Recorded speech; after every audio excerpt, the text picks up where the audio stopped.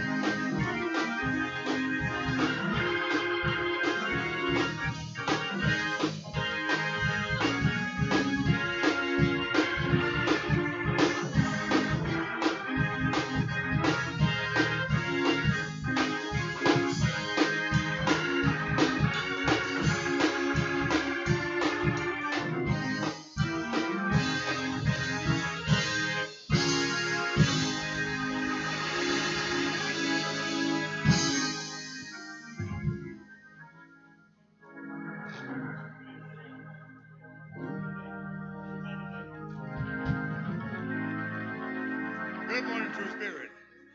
Has the Lord been good to you? Just think about it. He woke you up this morning and started you on your way. It means within your spirit, there's work to be done, right?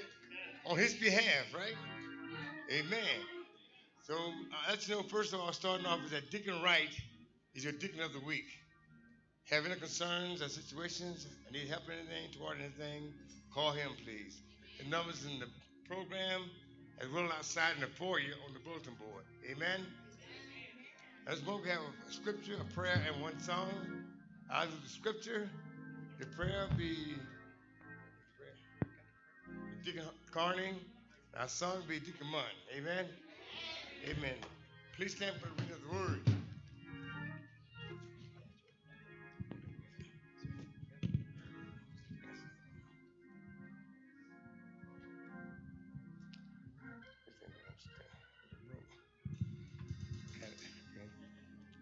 Our word this morning is coming from 1 Corinthians chapter 3, verses 18 through 23. Amen?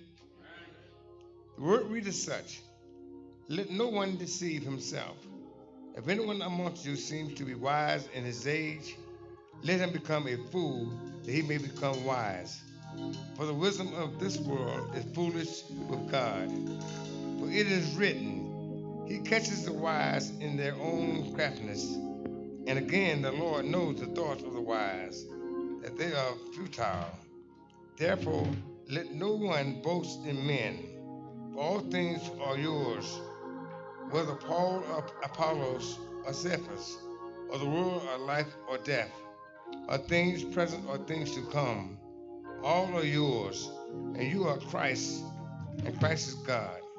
Amen. I read you 1 Corinthians chapter 3, verse 18 to 23. May Lord have blessed the hearers, readers, most importantly, the doers of His holy word. You may be seated. Let us bow for a word of prayer, if you will, please. Heavenly Father, we thank you for today. We thank you for giving us another day, another chance, another opportunity to be in your house. We thank you for the love that you have shown us all through the years and weeks and months and days. Lord God, we ask that you would bless us again next week. We will follow your word. We will take your word to the street. Lord God, to compel those to come into your house, Lord God. We thank you for those that are able to get up this morning, Lord God, those that are clothed in their right mind, Lord God. Those who would come to say thank you, Lord, for another day, another chance, another opportunity, Lord God. We praise you. We love you, Lord God, for all that you've done. We ask that you would bless those on the sick list, those that are in hospital, those in jail cells, Lord God. We bless all churches open in your name. We thank you. We love you. We appreciate you, Lord God, for all that you've done. We thank you. We love you in Jesus' name. Amen.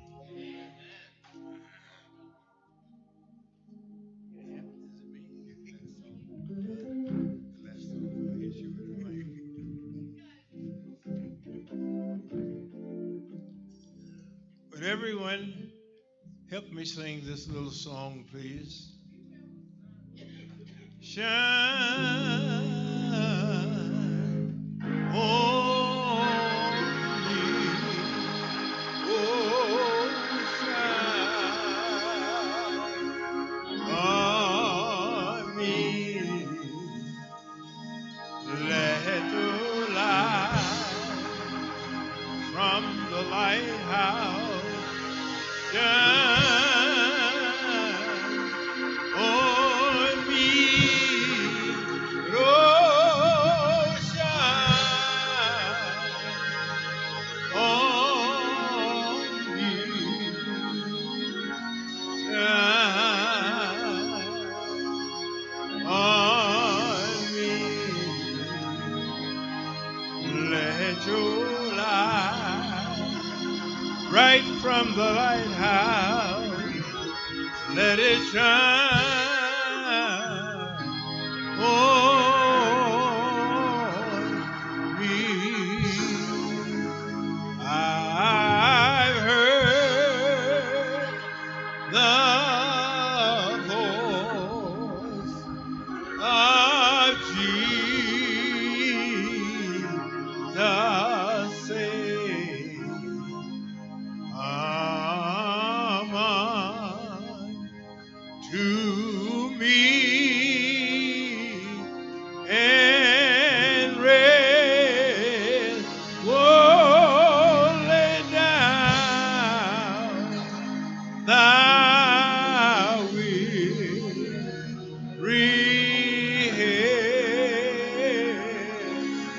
lay down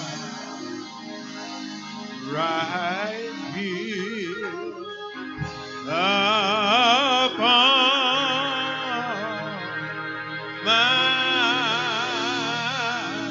breast. And oh, shine on me. Oh, shine on me.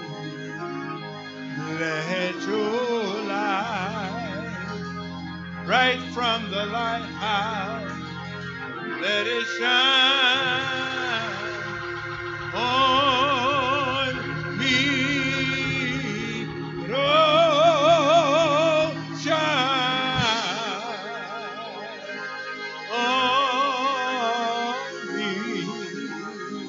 Oh, shine on me.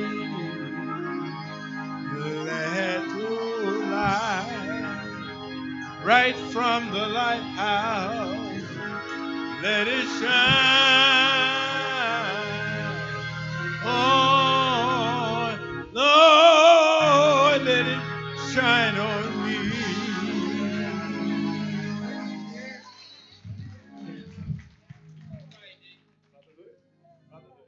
We now turn it over to the pulpit.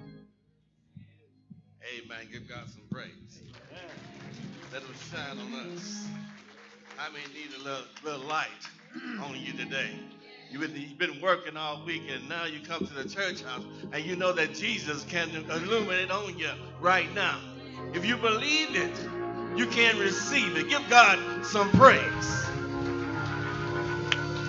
Amen. Can we stand for this morning's responsive reading? It's coming from Philippians 2:12 through 18. It's in your program and it's also in your word. Amen. Wherefore, my beloved, as you have always obeyed, not as in my presence only, but now much more in my absence, work out your own salvation with fear and trembling. For it is God which worketh in you, both to will and to do of his good pleasure. Do all things without murmuring and disputing.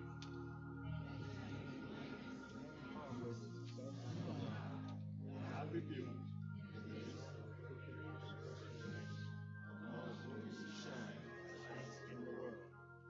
Holding forth the word of life, that I may rejoice in the day of Christ, that I have not run in vain, neither labored in vain. Yea, and I will offer my sacrifice, service of your faith. I joy and rejoice with you all. All For the same cause also do ye joy and rejoice with me. Amen. May the Lord bless the hearers and doers of his word. Amen.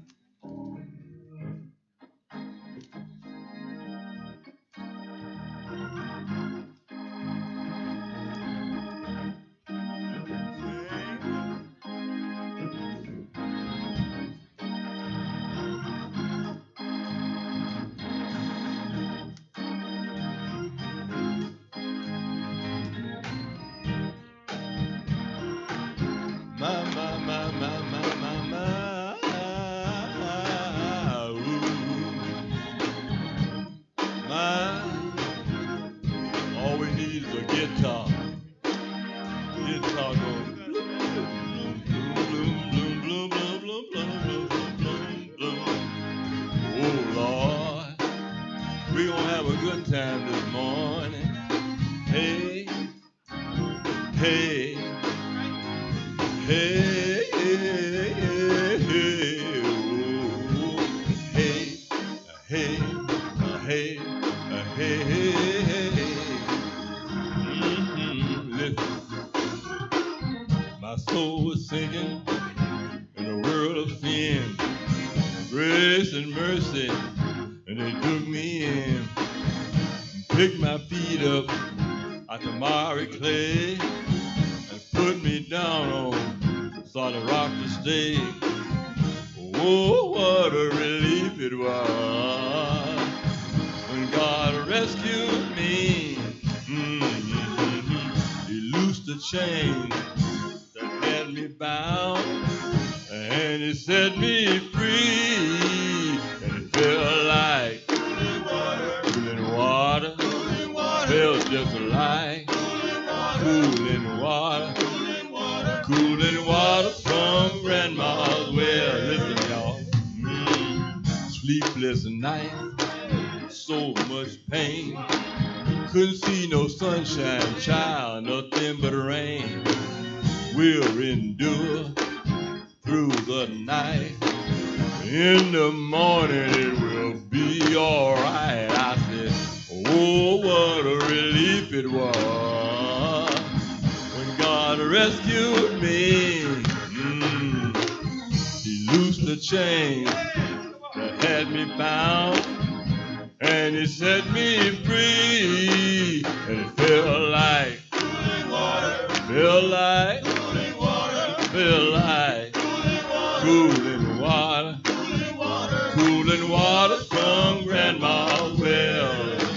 It felt like cooling water, felt just like cooling water, felt so good, just like I knew it would when He raised me.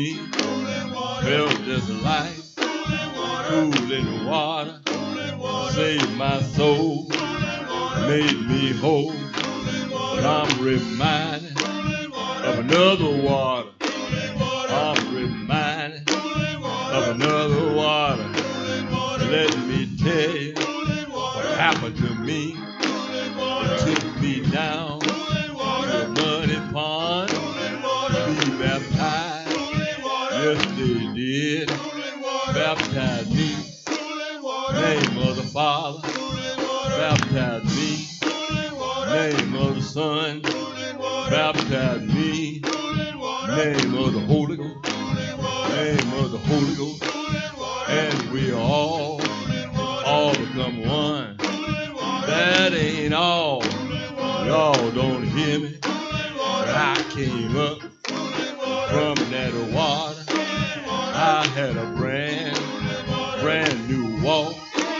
I didn't walk same old way. When I came up from that water, I had joy all in my heart.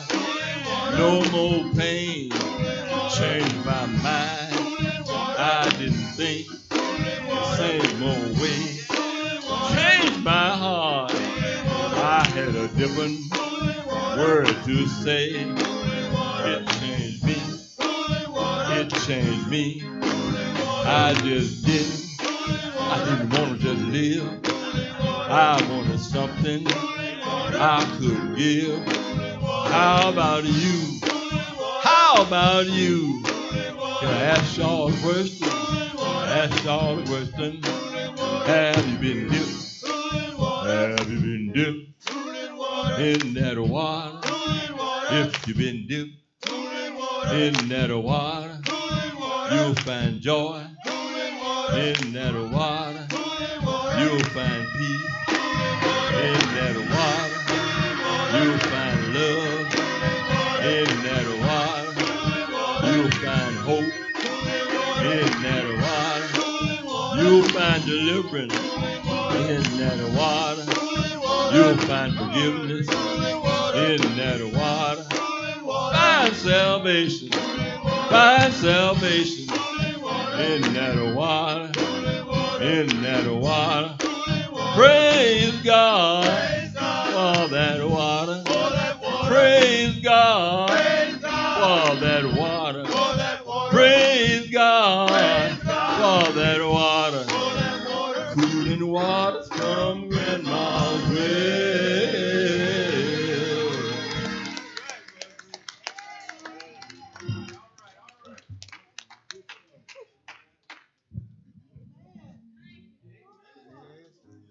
Praise God for that water. Well, praise God for that water. In that water we find peace. We find joy. That's where our salvation is. That's where God is. We find joy in that water. It's prayer time now.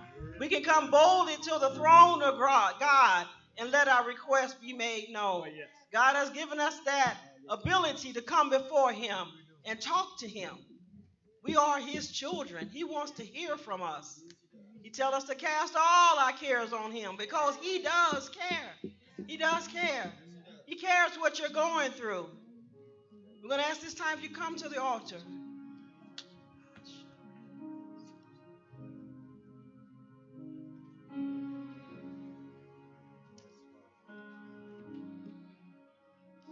Father, Heavenly Father, we come to you thanking you, praising you, glorifying your name, exalting you, giving glory to you, God.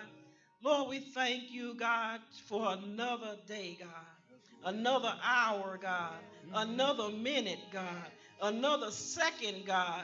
Lord, that we can come before you, that you have allowed us to exist here on this earth, God, Lord. We thank you, Lord, that you have given us your grace, God, and your mercy is new for us today, God. Thank you, Lord, for joy, God. Thank you, Lord. Your word says joy comes in the morning, God. Thank you for morning, God. Lord, thank you, God, for our hardships and our pains and our sufferings and the things that we go through, God, because we know you're just strengthening us, God. Lord, you're just drawing us closer to you, God. Lord, we thank you, God. We thank you, God, that it's in you that we live, we move, and we have our being, God. We thank you, Lord, that without you, we are nothing, God. Lord, we thank you, Lord, that you are the forgiver of our sin, God. Lord, you forgive all sin. Without the shedding of blood, there is no remission of sin, God. I thank you, Lord, that you not only did you forgive our sin, God, but you put it in the sea of forgetfulness, God. You don't even remember it no more, God. I thank you, God. I thank you, Lord, that we are in right standing with you, God. I thank you, God, that the wrath of God is not upon us, God, today, God. Lord, that we can serve you with joy, God. Even in the midst of a storm that we're going through, in the midst of a hardship, in the midst of sickness, anything that we find ourselves in, we can serve you because we know that you are on our side, God. We know that we have you on our side, God. And so we say thank you this morning, God. We say thank you, Lord. And Lord, at this time, we just want to ask you, God. We're going to ask that you fill this place with your presence, God. Fill this place with your presence, God. Your Shekinah glory, God. Your word, God. Your peace, God. Your joy, God. And Lord, we come against any distractions, God. Anything that will turn us away, God. That will keep us from focusing on what you want to do in our life at this moment, God. Lord, you want to give us some instructions today, God. Help us to hear what the Spirit of God is saying through the man of God, Lord. Help us to hear, God. And give us the heart to be doers of the word, God. Not only just hearers, God. Lord, renew a right spirit in us, God. Lord, help us to walk in the ways that you have planned for us, God, in the name of Jesus, Lord. Show us great and mighty things because we call on your name, God, in the name of Jesus. God, bless those that are sick today, God. Those who are in the household, God, who couldn't be here, God. Lord, we ask, God, that you would touch them today, God. Give the doctors wisdom, God. Show them the problem, God, the root of the problem, God. Don't let them continue to just scratch their head and wonder what's wrong with your children, God. Lord, we ask, God, that you will, for your divine wisdom, God, will be upon these doctors, God, so they can pinpoint the cause of these problems, God, and give them the wisdom, God, to know what to do, Father, in the name of Jesus, Lord. But we all know that you are the great physician, God. You are Jehovah Rapha, God. You are the one who heals, God. But Lord, we you know that you use us the doctors, God. You know that you use us the medication, God. And Lord, we ask that you would put your super on that natural medicine, God. Lord, that it will cause healing in our bodies, God. In the name of Jesus, Lord. And God, we say thank you today, God. Thank you, Lord, for joy today, God. Thank you for our peace today, God. Thank you for resting in you today, God. Help us to know that you got it all under control, God. You tell us don't worry about what we're going to eat, what we're going to drink, or what we're going to wear. You said you know that we have need of those things, God. Help us to stand on your word, God, because your word is true, God. You're not a man that you can lie, God. You will never lie to us, God. You are faithful to us, God. And so we say thank you, Lord. We say thank you, God. We say thank you, God. We say thank you, God. We say thank you, Lord. God, we say thank you, Lord. We say thank you, Jesus. Thank you, Lord. Thank you for your goodness, God.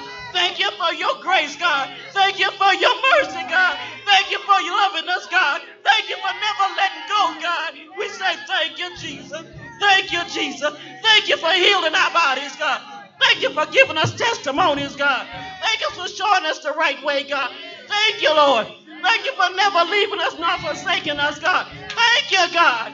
Thank you, Jesus. Bless your name, God. Bless your name, God. Bless your name, Jesus. Bless your name, Jesus. The name is higher than any name, God. Oh, that we give you glory. And we give you glory.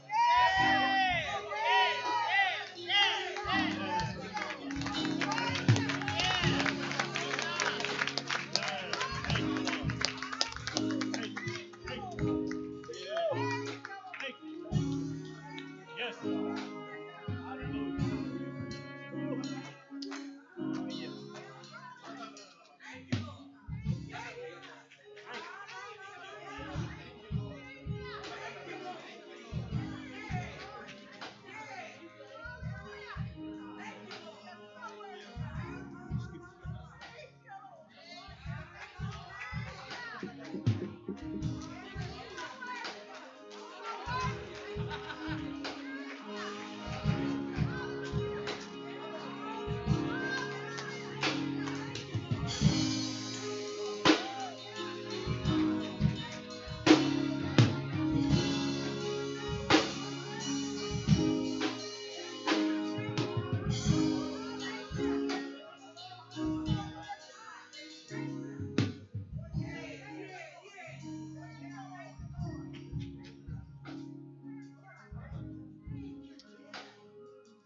With that same attitude of thankfulness, he says, bring ye all the tithes to my house, that they may be meat in mine house. The ushers and deacons, would you come at this time?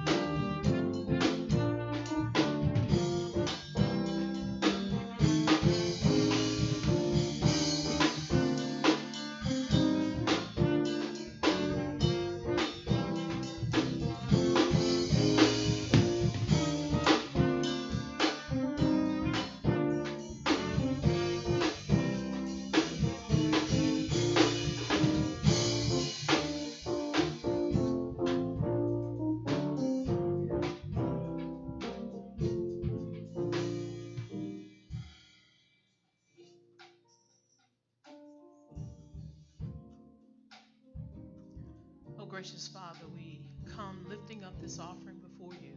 God, we just thank you for the privilege of giving back just a portion of all that you have given to us.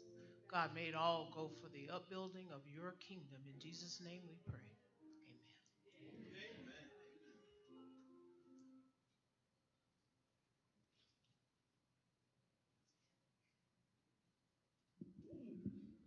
Good morning, True Spirit. Now is the time we want to recognize our distinguished guests and visitors.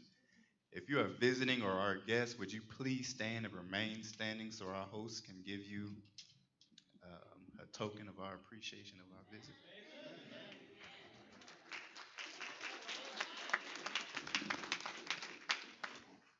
Amen. Brother, would you like to say something? Son. Well, you know, let's see, 30 years ago, I probably wouldn't have said nothing, but now that, you know, I walk with the Lord, you know, they tell me they can't keep me quiet, so, you know, he told me, you need to go back to church now. I'll let you live to be 58, because back in the day in Colorado Springs, we were pretty crazy back here.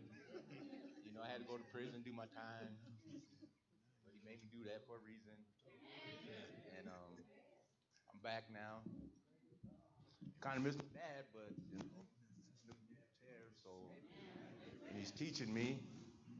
So I figured, well, time for me to go back to church now and spread the word, see what I can do. But I got to do it up north, though, so I got to be up north to do it. But I'm learning, because I'm around a lot of,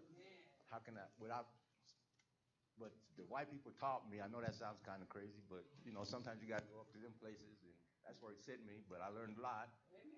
So I came back here now, and I'm learning a lot here, too. I learned a lot growing up here. I left the church at 13, like a dummy, but, you know, I'm back now, so I'm back now.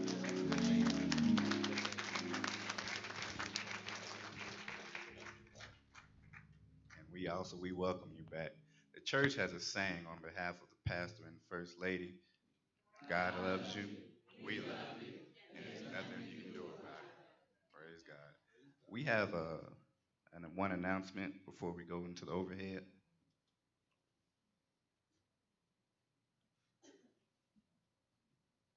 Good morning.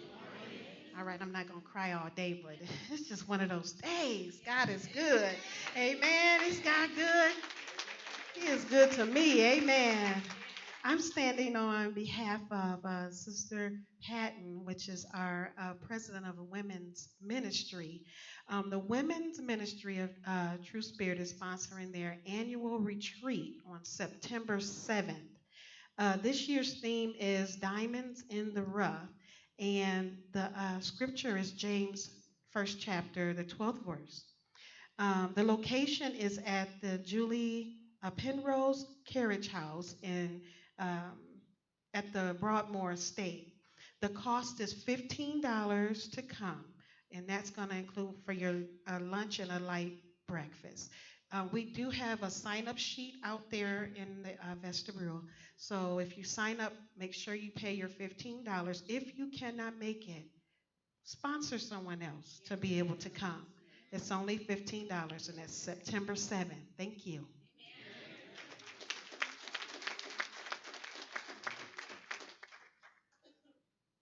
Any more announcements? All right. Please direct your attention to our overhead.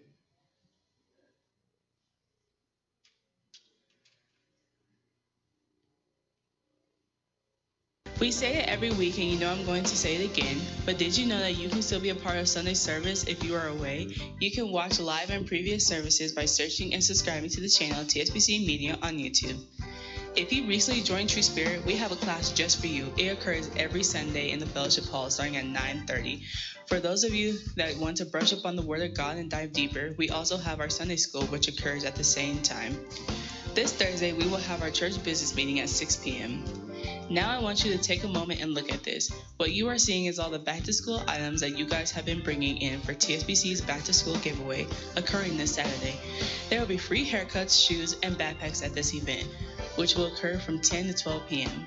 While this corner is certainly getting full, donations are still being accepted. We want to fill this corner so that we can be a blessing to our community. On Saturday, September 7th, we will have our women's retreat called Diamonds in the Rough. It will occur at Julie's Penrose Carriage House, and the cost is $15, which covers a light breakfast, lunch, and snack. If you are interested in attending, you can sign up in the vestibule. Looking ahead, we will be having a leaders seminar on Saturday, September 21st, starting at 8:30 a.m. All leaders and co-leaders need to be in attendance. Finally, we will be holding an event called Pastor's Corner on Saturday, October 12th, starting at 10 a.m. Registration is $10, and all pastors and ministers are invited to attend. That does it for our upcoming events. Keep up with what's going on by searching and liking us on Facebook at True Spirit Baptist Church. Now, here are the rest of your weekly announcements, and remember, God loves you, I love you, and there's nothing you can do about it, even if you try. Have a blessed week.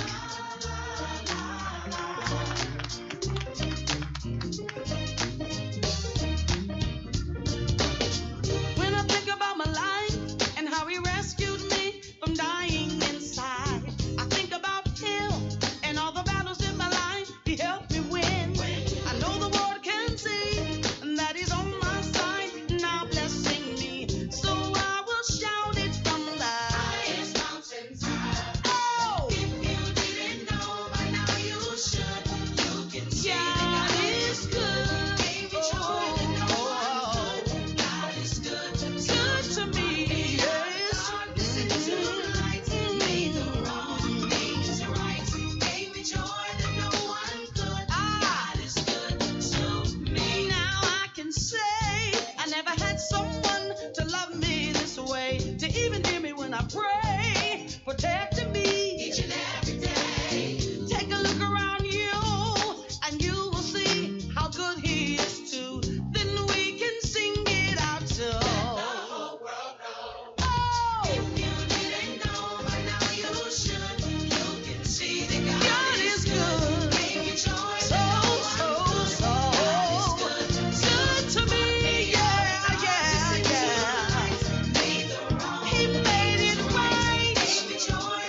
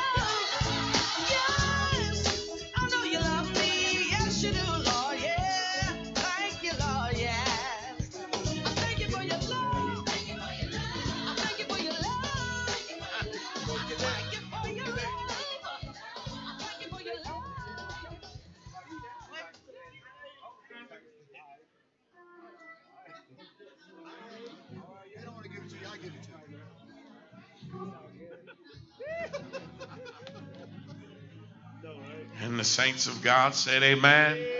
Those that love him, celebrate him with a hand clap of praise.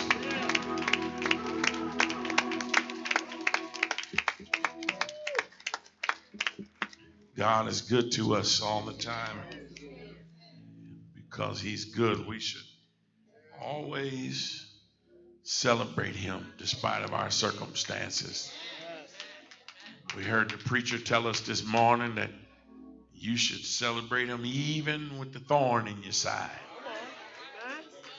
Because it's that thorn that reminds us where we come from and what we've been through. Amen. Amen. I have a few announcements, a few praise reports. One, certificate of baptism, Tayshawn Honaker, I'm sorry.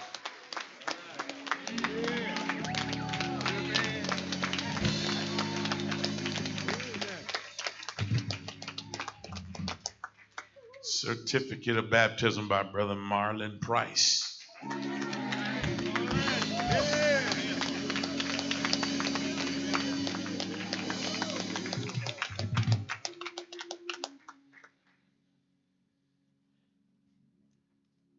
Baby dedication that certifies little brother Dalen Smith, True Spirit Baptist Church, August 11, 2019.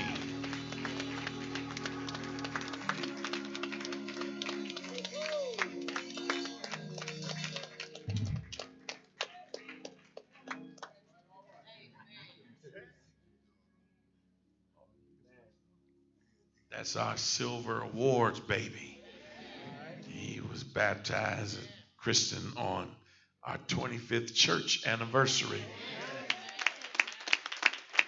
So he will go down in the archives of True Spirit's history. Amen. Amen. A few announcements. I want to, first of all, continue to say thank you to you all for your contributions. As you would see, the wall is growing, just like the Lord showed me it would. And it's not done yet. We ask that you would continue to bring your gifts until Thursday, and then we will separate them. And we ask that you would even come out on Saturday from 10 to 12 and help us with distribution of the products that we have for our community. Now, I want to say this to you all. Remember the time that you were in need. Remember the time when you couldn't find nobody.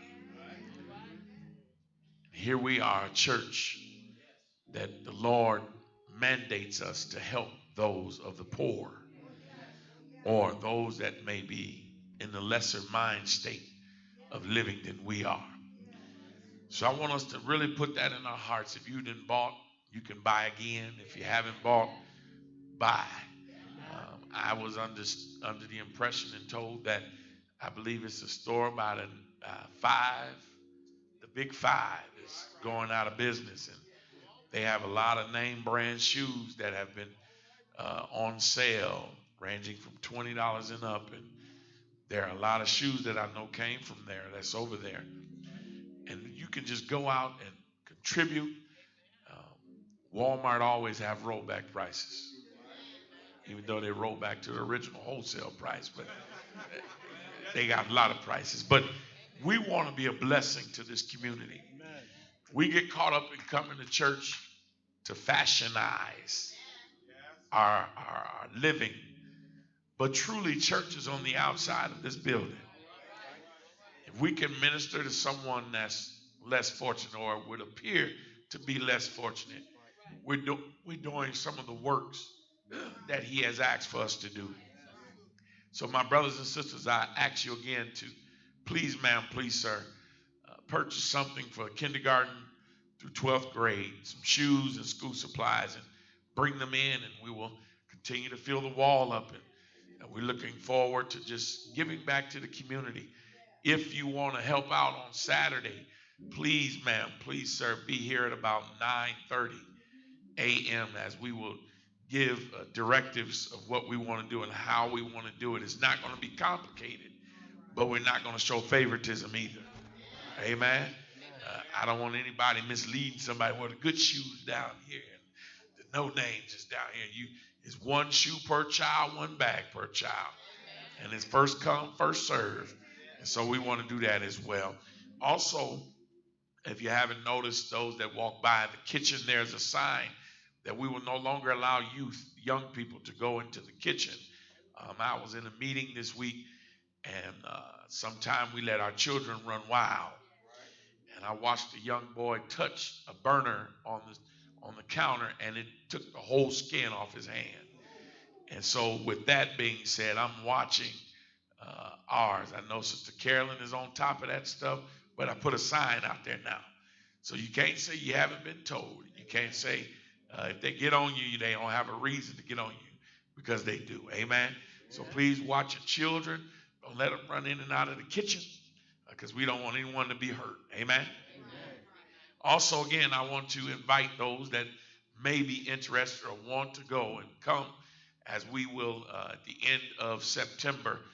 We have been invited to go back to the church where I once pastored to help install the new shepherd.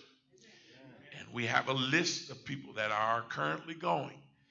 We have Sister Keisha, I call her the miracle worker on the computer.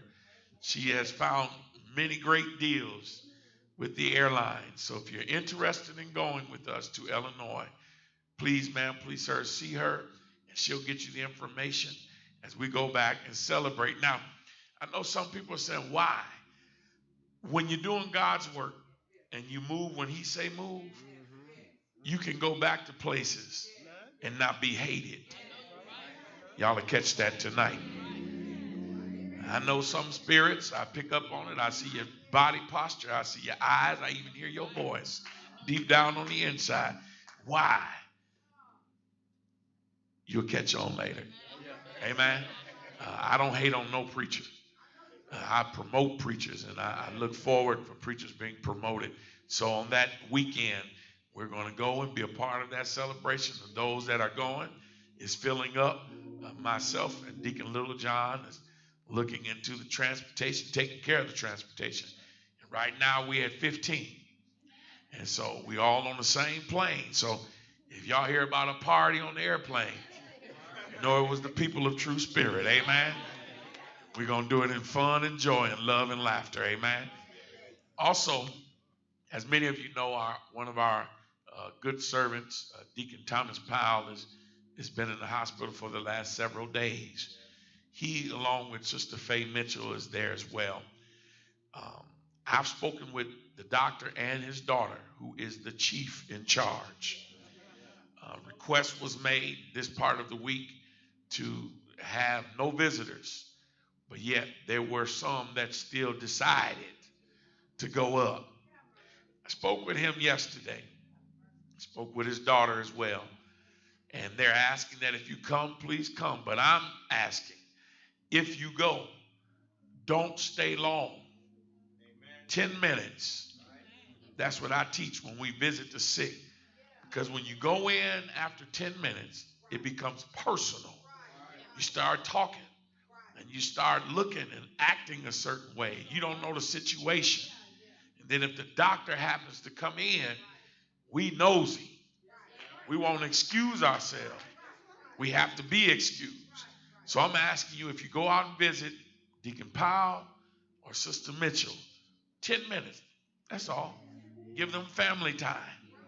Him and his daughter, that they can do what they need to do and give him some privacy. Amen. He know he's well loved. He told me that. And he said, Pastor, I know there's going to be some to come to be nosy. There's going to be some to come because they love me. Let them come and you can tell them the rest. So I'm telling you as your pastor, please, ma'am, please, sir, 10 minutes. Respect him and pray for him. He's making some mighty strides. The enemy thought he had him one night, but I don't know about you. When you put your hand in God's hand, you can see some miracles take place. And I've been watching a miracle take place in the soul and the life of Thomas Powell. So we want to continue to lift him up, Sister Mitchell up, Deacon McIntyre is back home. He was here this morning at church.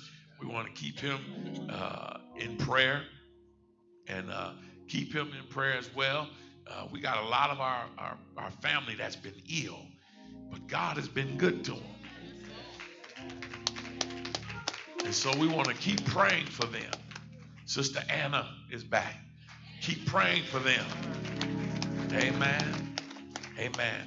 And listen, you're not the doctor. Listen to the doctor and then pray to the doctor and let them do the rest. All right? Also, church meeting, 6 o'clock Thursday. Please, ma'am, please, sir, be a part of our church meeting if you're a member here at True Spirit. We learn what's going on. We learn what's happening. And we learn forecast the future things that we're going to do as a church. Amen. So we want to encourage you to come. This afternoon at 4 o'clock, we all are familiar with Pastor Dennis Mose. He's helped this church tremendously in the music ministry at one time. And whenever we need him, he's willing to come.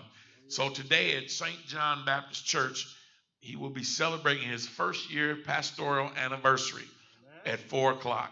So if you're not doing anything, I would love to look up and see True Spirit show their respect and love to Pastor Dennis Mose at St. John Baptist Church today at 4 o'clock. Amen? Amen. Also, Tuesday, midweek fuel. We've been discussing, is there schism in the church? And I know there's some that's been absent, those that have been meaning to come, couldn't come, those that were going to come and changed your mind. You can get caught up by reading Jeremiah chapter 7. We're talking about schism. As Jeremiah is talking to the people in the church, and the question he brings to them, he says, will you continue to murder? Will you continue to worship idol gods? Will you continue to exploit widows and people of other kinds and not be fair, but yet come to the church and chant like they're safe? Causing schism in the church is something Paul says we can't do.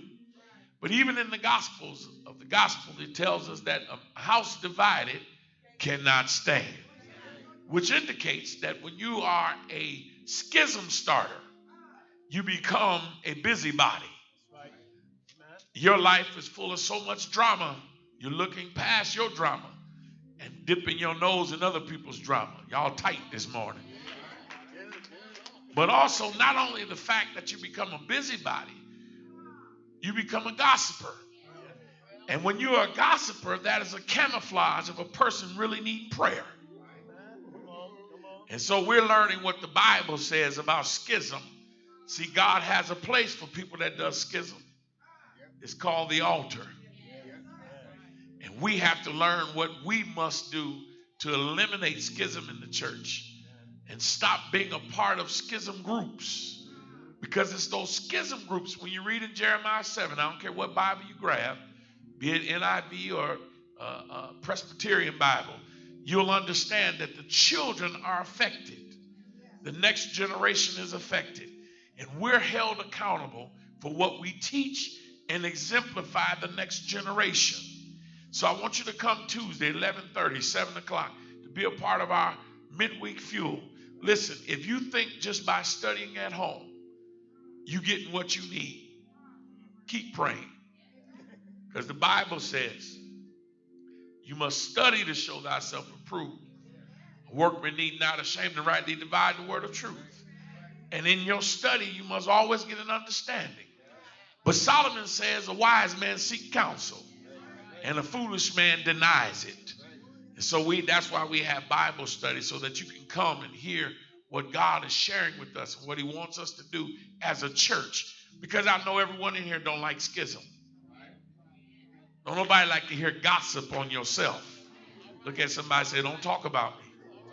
And y'all ain't looking at your neighbor because you know they do it.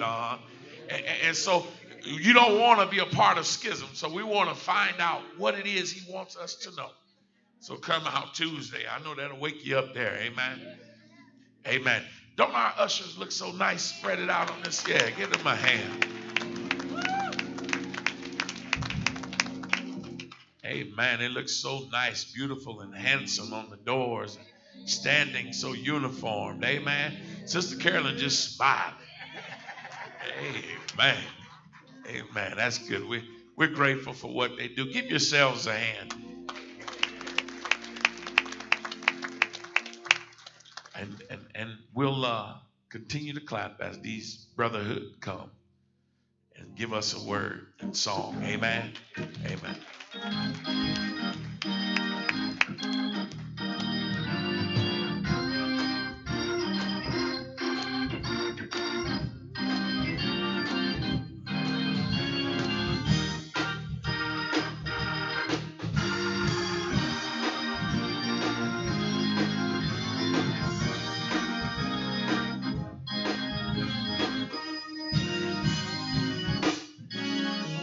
I found me a solid rock when I found Christ. I found me a solid rock when I found Christ. On him I can depend. Jesus, I put my trust in. I found me a solid rock when I found Christ. I found me a solid rock when I found Christ. Everybody sang, and I found me a solid rock when I found Christ. On him I can depend. Jesus, I put my trust in. I found me a solid rock when I found Christ. I found me a burden bearer when I found Christ. I found me a burden bearer when I found Christ. My load he'll help me bear. Whenever I need him, he's always right there. I found me a solid rock when I found Christ. I found me a burden bearer when I found Christ. Everybody sing, and I found me a burden bearer when I found Christ. My load he'll help me bear. Whenever I need him, he's always right there. I found me a solid rock when I found Christ. Well, me a rock, me a rock, I found him. Talk to someone I can lean on. Rock of ages, cleft of me. Let me hide myself in thee. Do you know him? What's his name? I said Jesus. I say Jesus. I say Jesus. Mary's little baby. Me a rock.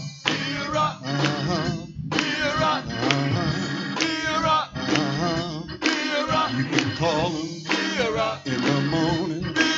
You can call him in the noonday. You can call him in the evening.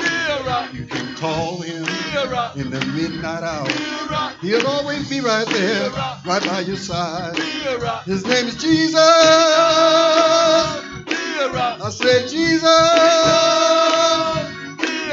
Just call him, call him, call him, call him, call him, call him, call him, call him, call him, call him, call him, call him, call him, call him, call him, call him, me a rock.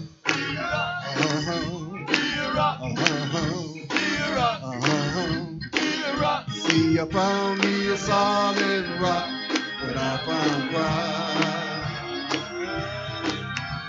I found me a solid rock when I found Christ. I found me a solid rock when I found Christ.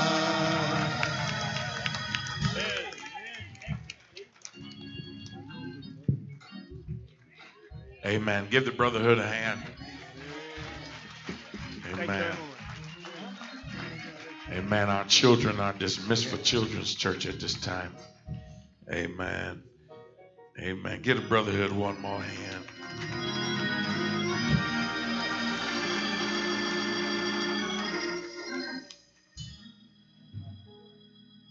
Amen.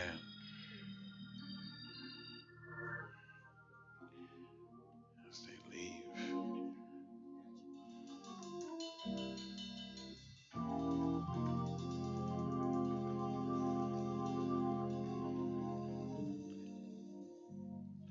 Amen. We're thankful for this morning.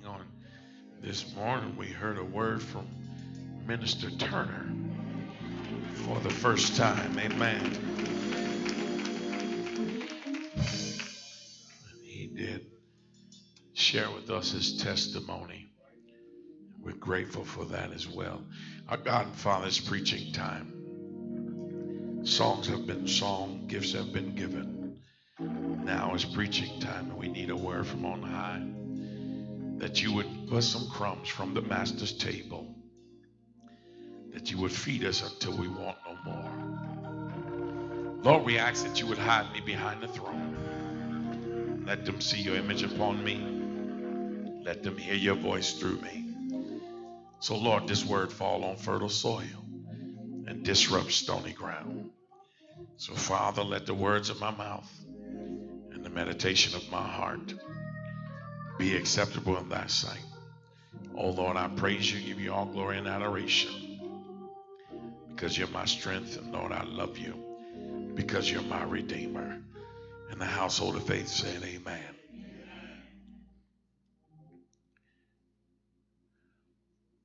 With your manuals of life, if you would turn with me to the book of Jonah.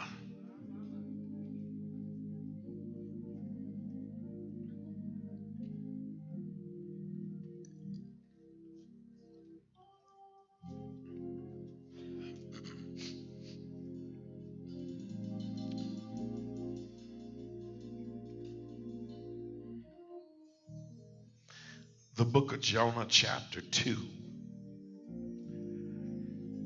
Read verses 1 and 2 and then skip down to verses 8 and 9. If you're able to stand, please stand in respect to the word of God. If you have it, say amen. If you're still looking, shout out Bible study. We got room for you. We don't discriminate. If all those that can stand and able, please stand in respect to the word of God.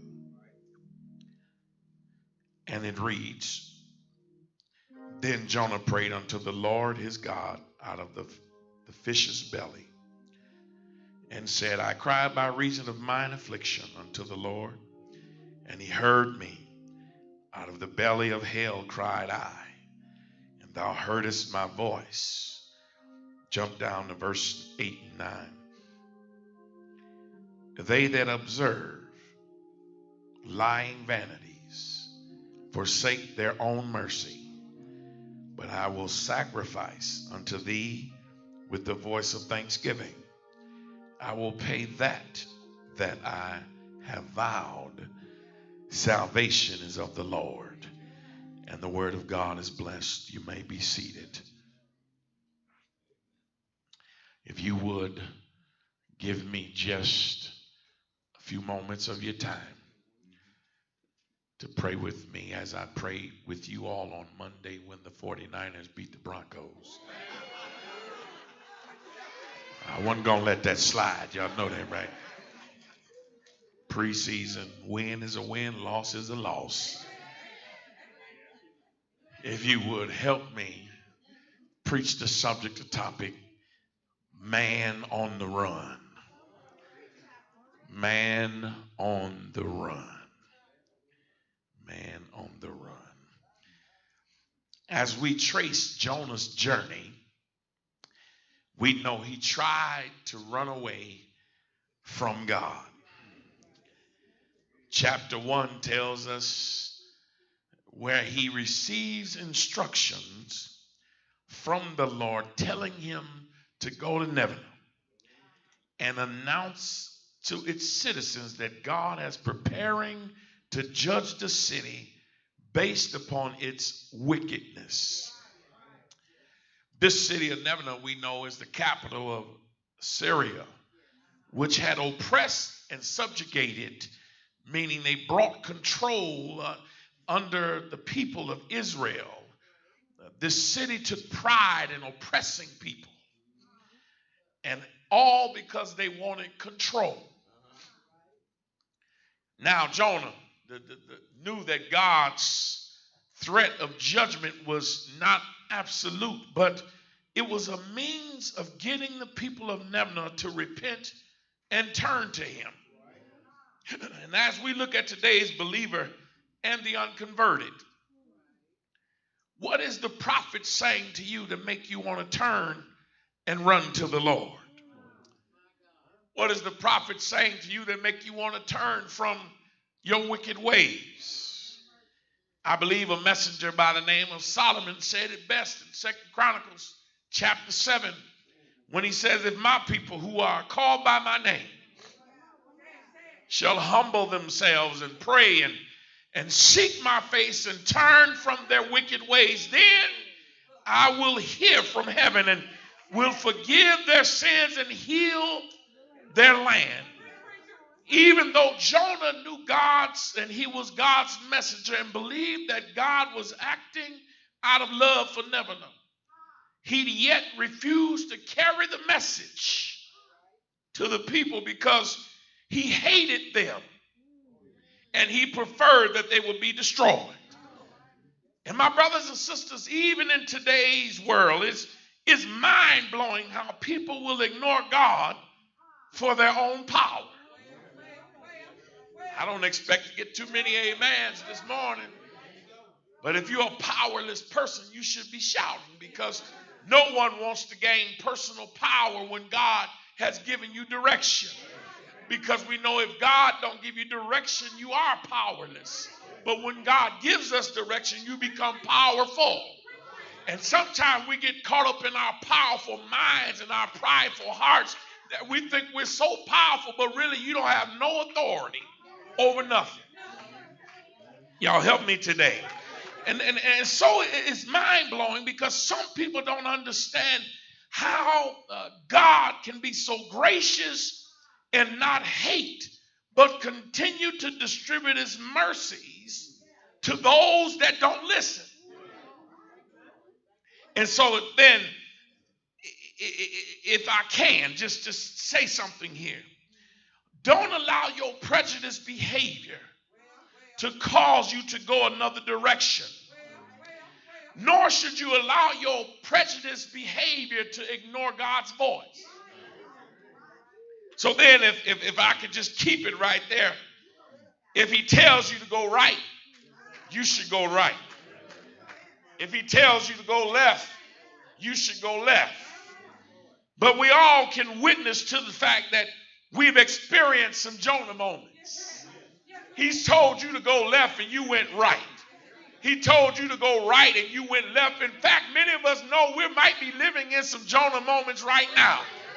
You're in a hellish situation and you're just not listening to God because what he's saying is not really what you want to hear.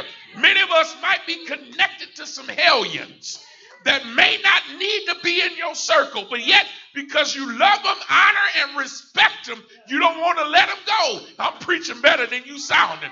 And some of us can say we might be in some hell-type situations on our job, but because we have bragged so much that it's because of my job I am where I am, we don't want to step out on faith and do what God said. If you hear me, sound back at me. Somebody should be shouting that God didn't give up on me when I was on the run. Yeah, Jonah, we all had some Jonah moments, and somebody looking at me right now because you're on the run.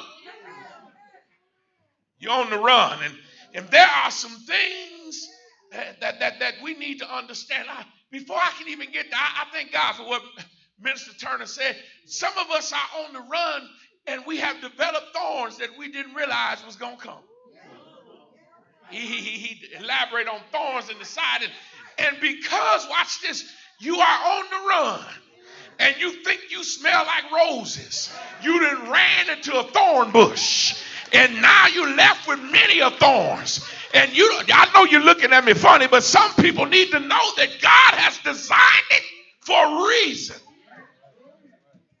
So there's some things that we need to share in this text. As we look at the man on the run, watch this. Jonah looks at how Jesus places himself in his current situation. If you look at the text, chapter 1 tells us, though you may be avoiding God, he is causing things to be in your situation. So then verse number 4 of chapter 1 says, but the Lord sent out a great wind into the sea. He places himself in your current situations to let you know that he is present. Y'all just missed that. There are things that's going on in your life that God just wants you to know, though I allowed it, I'm still in control. And some people don't know when to praise him because you think the enemy gets the praise. But God should get the praise because God designed it. God can take it away. In fact, Jeremiah says it like this in verse 13 of chapter 29. He said, it's because of your situations, now I can testify to you that when you seek me, you will find me. And when you find me, you seek me with all of your heart. And somebody should be glad today because while you were on the run, that's when you decided to give God your all in all. And yet God still had purpose for you. Somebody should be rejoicing because while on the run, you know there were some people that were hating on you, but yet God still loved you despite of your circumstances. Somebody shout out, man on the run. Man on the run. And so Jesus places himself in your current situation. But watch this. He causes you to be picked out, to be picked on. Right there in chapter 1, verse 7. Y'all know I got to do a prelude before we get into the end, till we get deep in there. Watch this. It said in verse 7, and they cast lots, and the lot fell upon Jonah. You just missed a shout. Some of us have been picked out to be picked on. Don't be upset because you've been put in a position that some people just don't like. Don't be upset because you've got special someone that God has anointed from the sheep pen to be over some dirty sheep. Don't be upset because God has saw something in you that you didn't see in yourself. You just got to have it in your heart. For God I live and for God I'll die. Don't know. You were picked out to be picked on because there was a special covering that was upon you because of that, you become the light in other people's presence. I know I ain't looking at no troublemakers. Everybody in here, if we were to tell the truth, you say you got a halo over your head. You've never been in a moment of darkness. But if I can get two people to slip up their hand and say, Reverend, I ain't always been saved. I ain't always been walking on holy ground. In fact, I was so rough, I didn't know holy could hold me up. But how many know when you give your life to God and he has purpose for you, that's no secret what God can do. If he done it for other ones, he can do it for you. Somebody shout out, man on the run. Yeah, man on the run. Look at somebody and say, man on the run. Man on the run. So not only have you been picked out to be picked on, but watch this. He designed the circumstances to cause confession. Yeah. Verse 12 of chapter 1, he caused confession. Watch this. He said in the Bible that he knew the storm was because of him. This word confess means homologio, meaning to admit your circumstances and admit not only to yourself but confess to God. And truth be told, nobody wants to admit when they messed up. Help me, Holy Ghost. Nobody wants to admit when they've been wrong. In fact, nobody wants to be corrected in a position that you may have not divinely been appointed. And so here it is. He causes circumstances to get confession. So then your circumstances, watch that, does not make you the victim. it does not make you the victim, but it makes you a vessel. So then now, watch this. You have to watch what you say before God delivers you from your circumstance. So then when he delivers you from your circumstance, then now he uses you as an illustration to help somebody else. I wish I had some helpers that's going through some stuff. You can help somebody that feel lonely and despondent and disgusted and let them know that if you just keep on the Lord's side, you keep believing and trusting in God's unchanging hand. How many know serving the Lord, it will pay off after a while?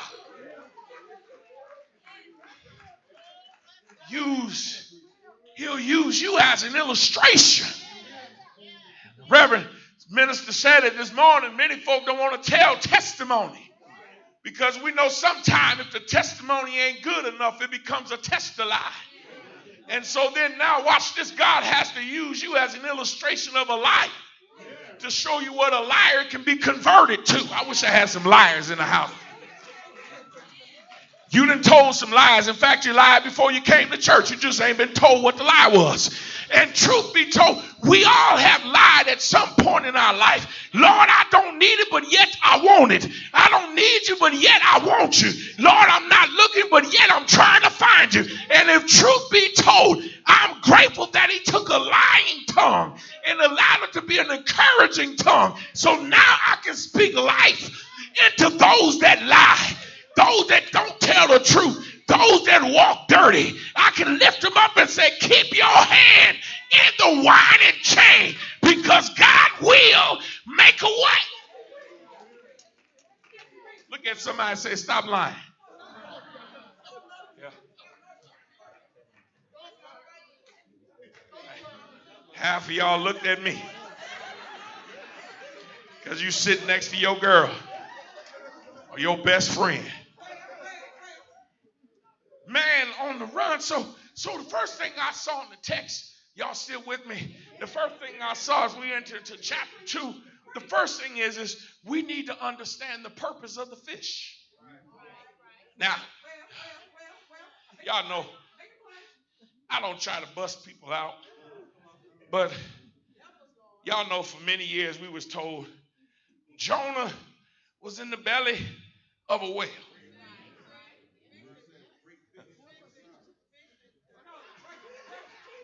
But the Bible said it was a fish. And it wasn't just a normal fish. It was a fish that was uniquely designed for Jonah. Notice no one else was in the belly of the fish but Jonah. Y'all just missed your shout. Everybody always trying to bring people into your drama. But God made a fish specifically for you to swallow up you and all of your drama. I know y'all ain't going to help me this morning, but we got to know, watch this, the purpose of the fish. As the Bible describes, he was thrown overboard, and now he's in a position that looks fatal. And the purpose of the fish was to develop a devoted time of devotion. Because the text says, then Jonah prayed unto the Lord his God out of the fish belly. And sometimes situations are uniquely set up so that you can learn how to pray. I'm grateful that God put me in some fish's bellies because I've been in more than one belly before.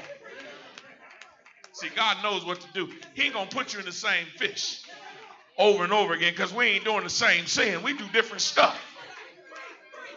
Amen. I'm with you, Libra. And here it is. He does some things so that he can get us to give devoted time of devotion. You know, some of us don't pray unless we come to church. Thank you, Lord, for waking me ain't a prayer. But a prayer is a prayer that comes from the heart of everything that God has ever done or allowed to happen in your life. In fact, you'll pray even when everybody else is just looking at you. And you'll pray deeply and remissly saying, God, forgive me for the things that I have done. God, I know my job is on me for a reason. I didn't miss too many days. I know the doctor's giving me diagnosis of high blood pressure. I done ate too many pig feet. I know the doctor told me arthritis is there. I was trying to drop it like it's hot. So now, God, I need you to help me in my prayer. It's me, oh Lord, standing, not my mother or my father, but it's me standing in the need of prayer. Yeah, it's to give us devoted and make us become devotional. Watch this. When you have truly been in prayer with God, watch this. This is deep for you. You can now become a devotional leader. Help me. And watch this. Now you got a reason to pray. And people can hear the sincerity in your prayer.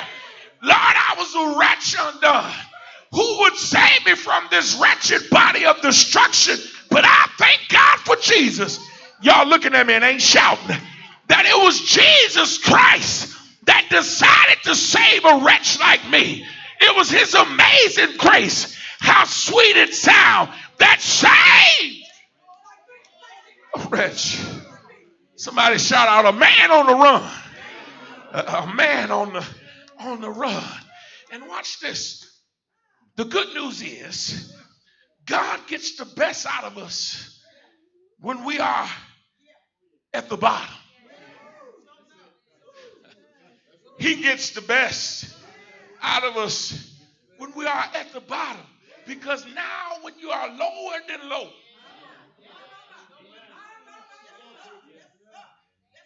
when you're at rock bottom, and it seems like you can't win for losing, you take one step forward and get pulled 15 steps back.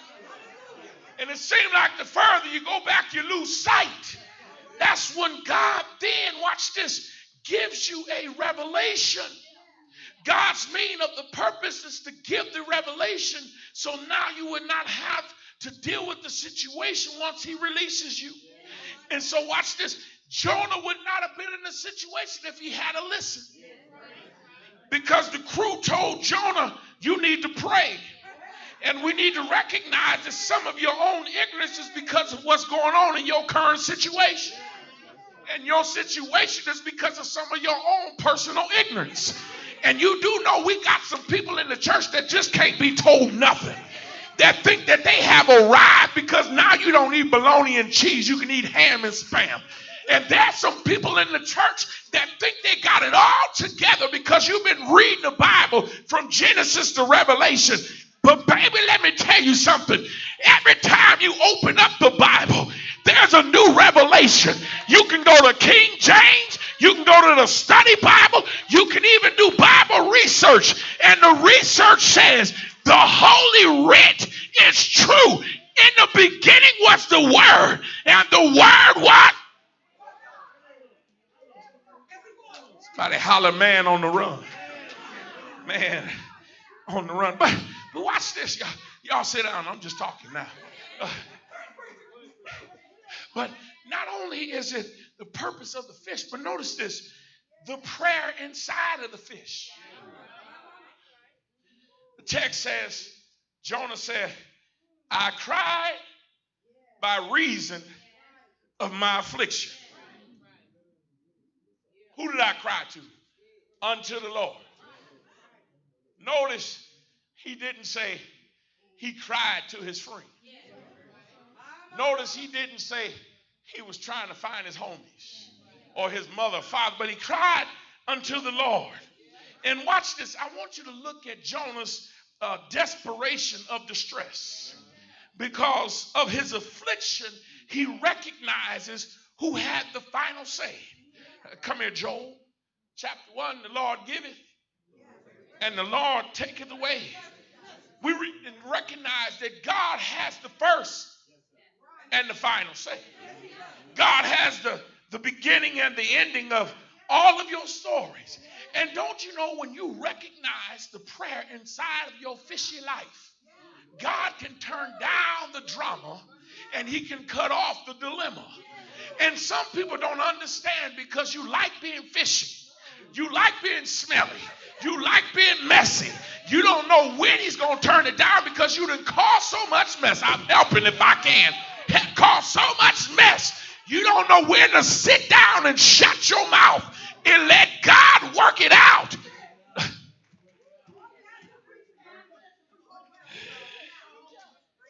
Watch this.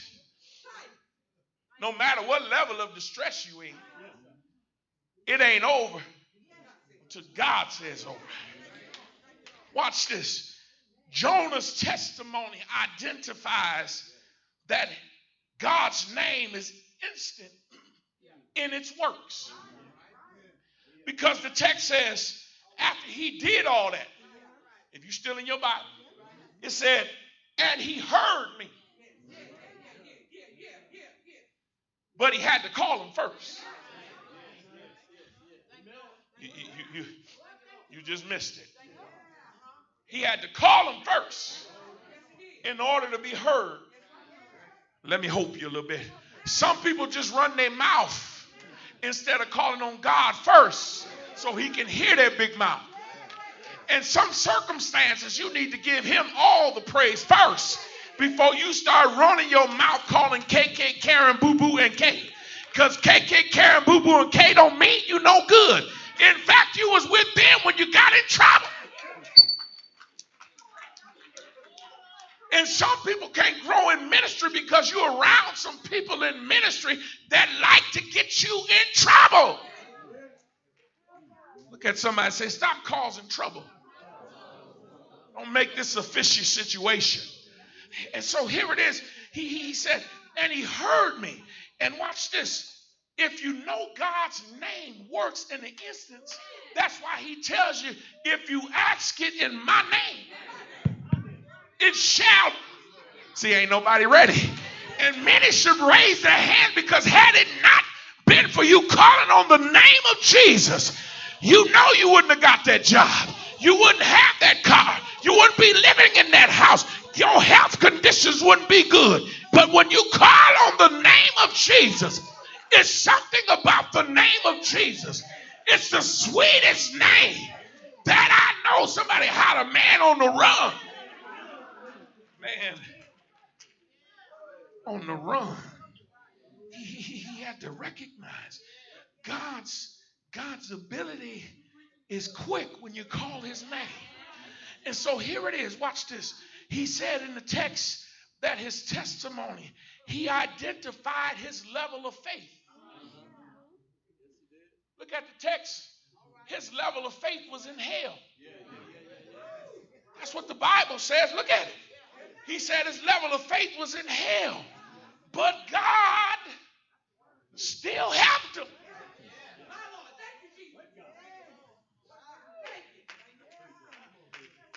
His level of faith was in hell. But yet, God still helped him. He said he heard me. And he heard me out of the belly of the fish. Notice he didn't say, I wouldn't keep dealing with issues. But this issue, he heard me out of the belly of the fish. My faith was in hell, but God, you kept on trusting that I'll keep calling on you. And you decided to not give up on me. You thought I was worth saving. You thought I was worth healing and keeping. So you gave your life so that I wish I had some free people that could just shout with me and say, I'm glad that he didn't give up on me when my faith was low. I'm glad he didn't walk out when I felt like I was giving up because God had purpose. His level of faith was tested while in hell. Watch this. Let me lay this on somebody's lap. This is fresh. It just came and it's on the top and on the inside of my head. Don't let your situation, don't let it stop you from praising the Master.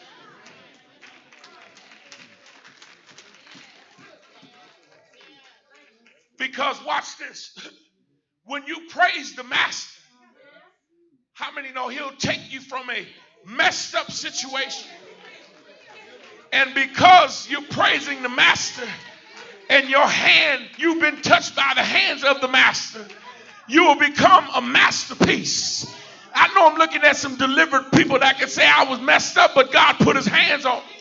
I've been going through some trouble, but God put his hands on. I've been dealing with ailments in my body, but God put his hand. My finances ain't been right, but God put his hands on my account. My children ain't been right, but God put his hands on me. And now I can say the master is a master peacemaker. He made me into what I should be. And I thank God I ain't what I used to be, because I was a man on the run.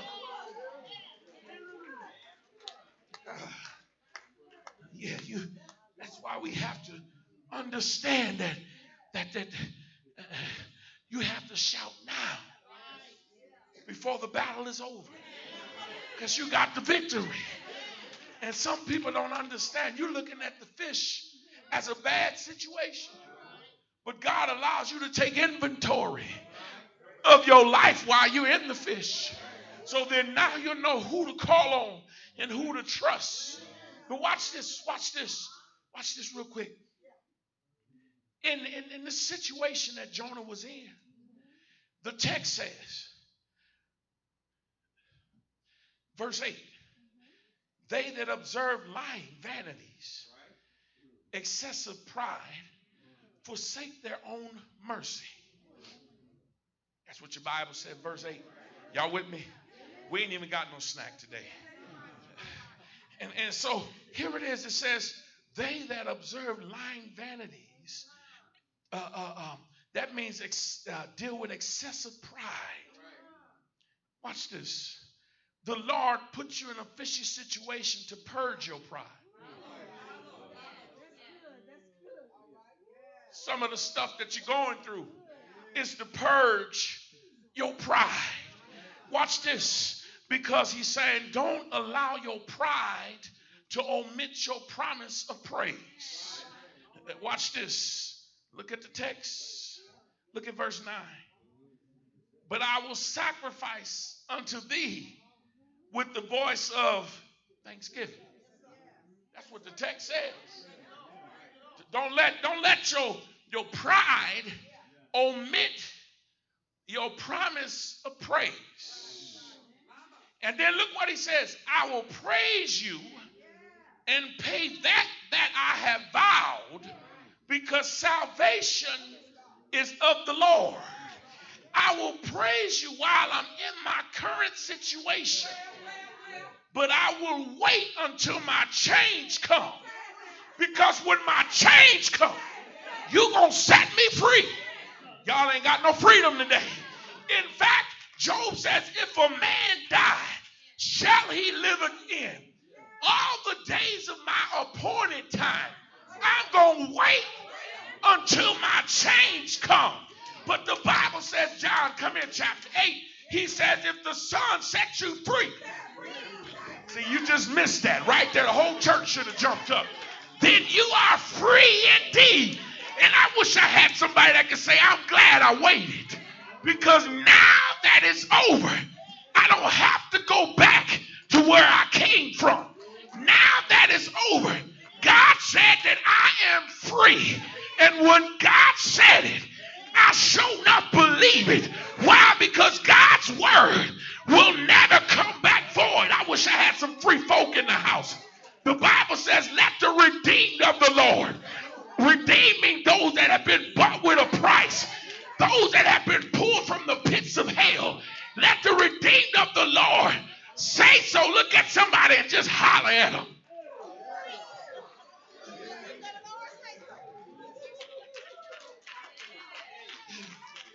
Let me let this go. Let me let it go. It reminds me of a story of a woman that lived on a dead-end street. Not yet, Errol. And at the end of the street, there was a very thick wall. Close by, this old lady would sit on her porch. This old lady would sit on the porch every day, and most people use that area as a place of exercise. They would go down and touch the wall and turn around and go back where they came from. This woman would sit on the porch every day, and she would only speak to those that speak to her. So then now, here was this woman on the porch and people walking by. Then one day, there was a young lady who had always walked by the old lady. And she would walk by the old lady. And the young lady would usually tell the woman how she was doing. And the old woman would ask the young lady, do you know Jesus? This young lady would always give some type of excuse. She said, I don't have the right clothes to wear to church. I have some things to get right in my life before I go to church. But every time this old lady would see this young lady, she would ask her, have you met Jesus? Ain't the Lord all right? But one day, this young lady decided to do some drinking. Yeah, you can help me now. Yes, this old lady asked her, she said, young lady, have you met Jesus? This girl, full of libations, decided to get mouthy with the old lady. She said, lady, you always asking me if I met Jesus. But let me ask you, have you met him? Can you tell me what he looked like? Stay on the one. Can you tell me how tall he is? Ain't the Lord all right?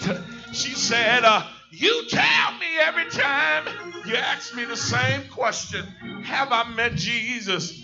And this old lady didn't say a mumbling word. So then a few days later, that same young lady decided to get in her car with her child in the back seat.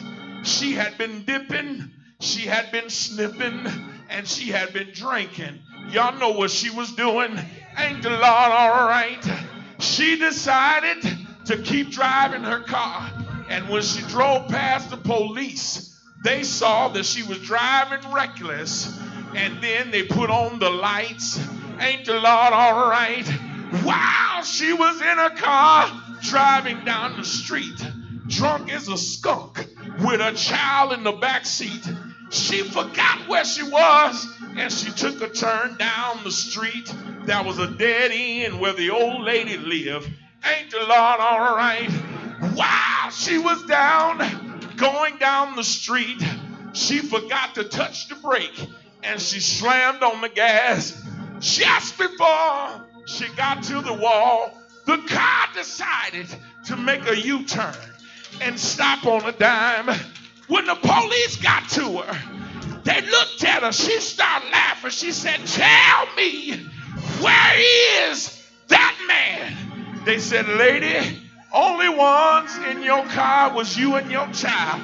She said, I know when I got in the car, it was me and my child. But please tell me, where is that man that was in the car? The police walked away and they laughed at her. She then got put in the back of the car. Shortly after she was in the car, the old lady went down and she asked the young lady, have you met Jesus? She said, why you keep asking me that? The old lady looked at the young girl. She said, you just met Jesus. She said, how do you know? She said, when I was driving, there was a man dressed in white. He reached over and grabbed the steering wheel and turned my car around. While he was turning, he lifted up his holy leg and put his foot on the brake and stopped my car. hitting the wall. She said, I know what Jesus looked like. She said, well, now that you met him, tell me what you know about him. She said, can't nobody do me like Jesus. Can't nobody love me like the Lord. And I got some questions I just want to ask you. When you were on the run, did God love you? Didn't he stop the disasters in your life? Didn't he put his foot down and stop all the stress and the drama from taking you out? And I got a question I want to ask you. Have you tried Jesus and know he's all right? Ain't he all right? Let me tell you why. One Friday, he went on the cross. He died. Y'all know he died. But he hung there from the 6th to the 9th hour. They took him down. They put him in the borrowed tomb.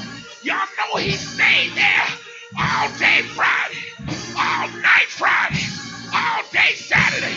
A man on the run. He stayed there.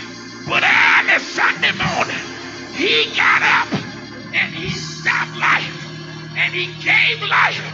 And he rose with all power in the palm of his hand. Power in heaven and earth. He did it for you, and he did it for me. I got one question, and I'm going to leave you alone. Ain't he all right?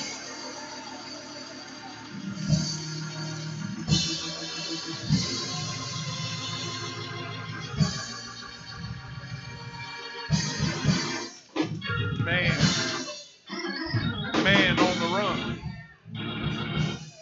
Man on the run. I don't know if I got some runners in the house, but man on the run, he stopped me from running and he set me free. Come on, let's celebrate Jesus.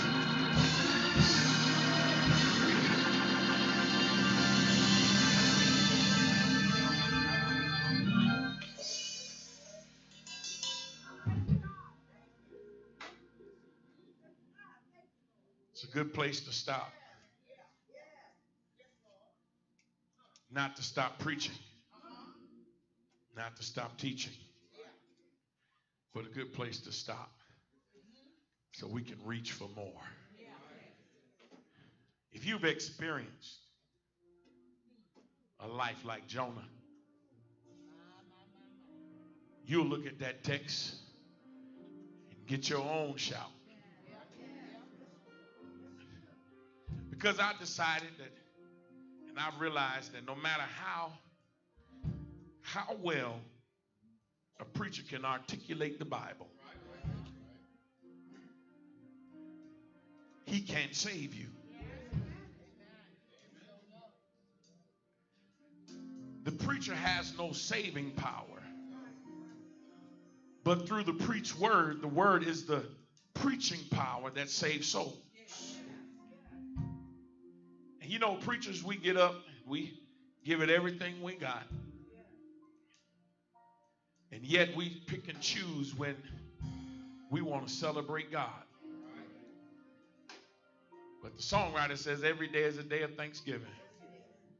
Take the time to glorify the Lord today. And maybe someone's saying, I'm tired of living a fishy life.